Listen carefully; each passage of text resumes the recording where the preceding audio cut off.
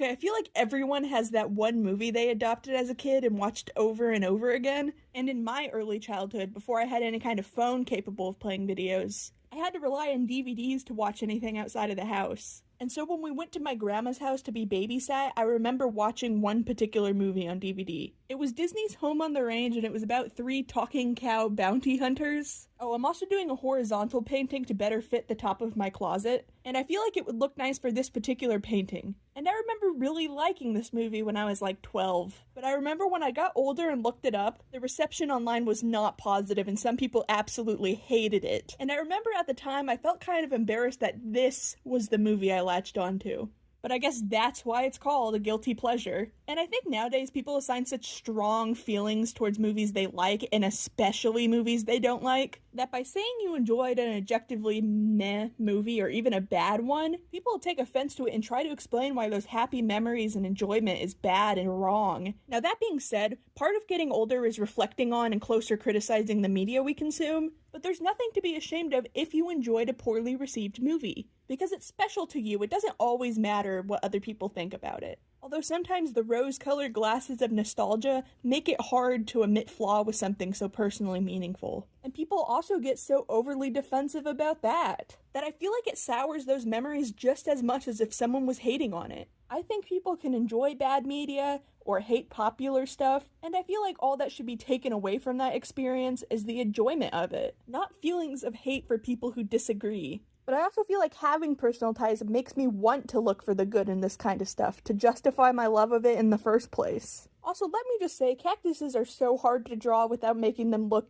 inappropriate, and I end up reshaping it a few times. Anyways, I know the thing people hate most about this movie is the comedy, and yeah, some of the jokes are bad, like secondhand embarrassment cringe.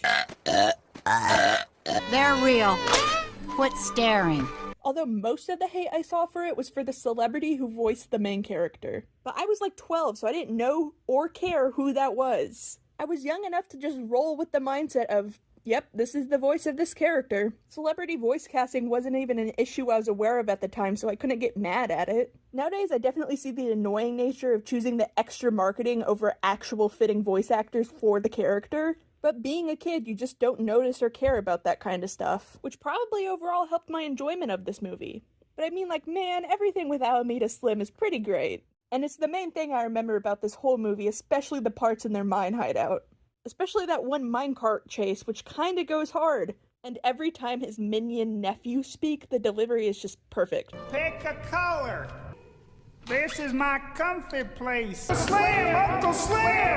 And Uncle Slim is just needlessly violent with them, and it goes from mean to just ridiculous. Like in their first introduction, all they say is, "Howdy, Slim," and he's just like, "Shut up, you fools, we got work to do. Like, dang, he only said 2 words. He's not wasting that much time. Oh, and in the mines, the backstory this villain gives for stealing every last cow from every last farm in the whole wide Wild West. The farmers he worked for did not like his yodeling, and he wants revenge by ruining their entire livelihoods and buying out their farms, and probably ruining the economy. That's it. It's so petty that it's also ridiculous, and I love it. Also, look at this Clark Kent type disguise this infamous and wanted criminal has been sneaking around and buying farms with. It's legit just a hat and glasses. Like, this has to be the most identifiable man on the planet. And the hat and glasses is enough to stop any suspicion. And like, yeah, it works on these morons, but why does it work on everyone else, including the sheriff? It's Alameda Slim! I'm also trying to add some vultures because that's another creature they encounter. I always loved that the movie showed some southwestern wildlife, and I love most detrivores from bugs to birds. The ones in the movie kind of look like turkey vultures, which we do have around here, but I like the idea of them actually being Californian condors since they also look a little similar. And that way it also gives me a chance to talk about my favorite conservation success story, since there was actually only 22 left in 1987. And they ended up rounding up those 22 and doing a captive breeding program before releasing them back into the wild.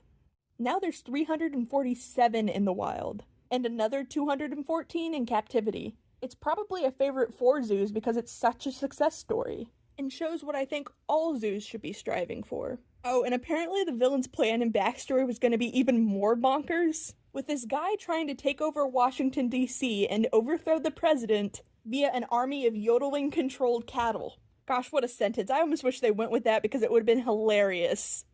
Also, the music is much better than it has any right being. Except for what plays during my least favorite part. Because even as a kid, I knew the third act breakup scene was kind of forced. Like in the next scene, they eat some cactus salad, and then just made up and continued the story like nothing ever happened. And since it doesn't really come back or matter, I always skip that part. Like, the sad song that plays is twice as long as the scene where they make up. And the only character I ever remember vividly feeling bad for was the sheriff doggy who just missed his horse buddy. But the opening song and the yodeling song...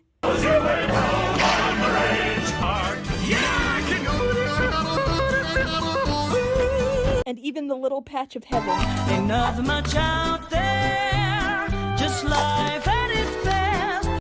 Kind of slap for no reason. And it's another part of the movie I remember well. Speaking of, they use the phrase home on the range so often, it kind of dampens the impact of the, oh, they said the thing reaction. I also wanted to use the owls and the rattlesnake from the opening in the painting, as well as all the colorful canyons, since cactus and skull-dwelling owls and rattlesnakes are a real thing. Both do it as a way to escape the desert heat. Just a way to add more wildlife from the region that I like. Oh, and by the way, one of the cows had a little hat. And that may seem irrelevant, but it's tied to how they get out of the train car at the end and beat the villains. But this little man says something that I also picked out as a kid. Hurry up! You don't want to be late for that big roundup in the sky.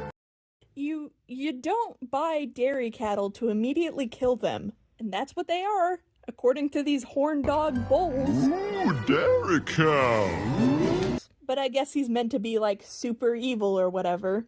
Anyways, the cows then steal and hijack the train and crash it into the final standoff. And they defeat what is, again, established to be the most prolific outlaw in this region in the most goofy Looney Tunes way possible. But it's kind of fun. But it kind of makes me wonder what the final standoff in Washington, D.C. would have looked like. And this sequence always made me uncomfortable. Actually, so does this one. You know what? This movie focuses a questionable amount on cow udders. Oh, also not a single human mentions the fact that the cows were driving a train, well, not driving so much as jumping a turn and crashing. And while this movie isn't technically good, it's so wacky that I end up loving it. And I feel like Disney hasn't really used that Wild West setting in one of their animated movies before. Although now that I'm thinking about it, one of the other DVDs that I used to watch on repeat was Spirit, and that also took place in a similar region, since I also remember a canyon scene in that movie. But that was from DreamWorks, not Disney, although nowadays it all falls under the Disney company umbrella, so same difference, I guess. And both movies were kind of where my interest in southwestern wildlife and history started, since again, I loved the setting. It's also where my idea of a Wild West-inspired Minotaur society comes from, since that's literally cowboys. Actually, this is my second painting in a row with cows as a main focus, but it makes sense that I would gravitate towards them even at a young age, since there has always been so many cows around where I live. Like, even outside of my high school, there was a cow pasture with just a few cows, but sometimes you could smell the manure in the morning. And I also remember a few times on the bus the kids losing their crap because they saw them getting a little freaky. I've never actually realized how country my hometown is until I said that out loud. It's probably not super normal to have cows lining the high school parking lot, but I remember liking getting to see them. They would all usually hang out and eat from a big bale of hay in the middle of the field. I think I just like seeing animals on my daily commute to school, domesticated or otherwise, because I also remember seeing a lot of deer. But anyways, this movie was and still is very cozy to me. I'm sure nostalgia has a decent amount to do with that. It's safe and predictable and kind of boring, but sometimes that's nice in a movie, you know?